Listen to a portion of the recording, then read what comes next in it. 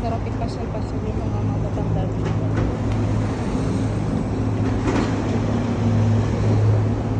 Diba?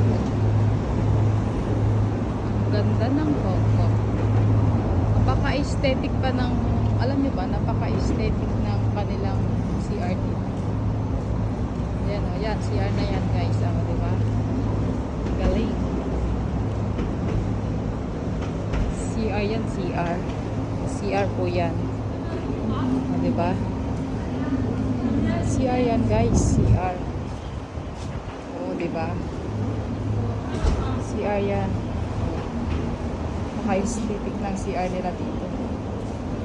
Ayan o, dyan may tatapon yung basura ko. Hi!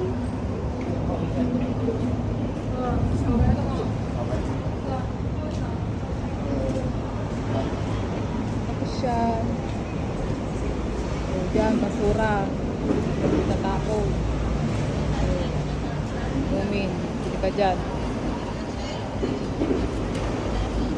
Ayan. Pagkain pa. Diba?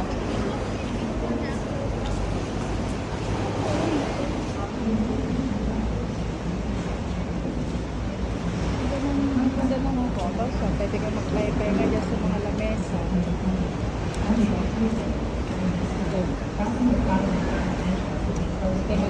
Magpahinga nga dito guys. Upo ka dyan, tapos ito yung mga ano mo. Diba? Nakaka-relax. Relax ka talaga dito. Tapos doon sa kabila, dyan, pwede kayo mag-jogging dyan guys. Jogging or mag-bike. Mag-bike kayo dyan kung gusto nyo mag-bike.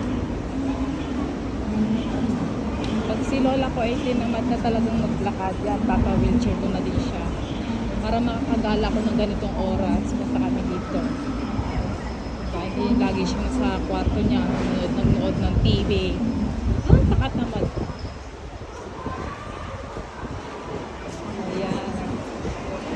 Ang dami palang tao. Dami tao ngayon Fridays. Ayan guys, oh. Ayan, pwede kayo mag-bike. Mag-bike jogging, kayo mag-jogging. Diba? Doon. Doon.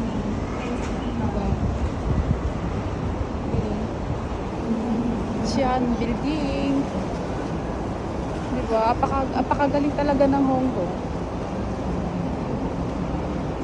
Galing nila, oh.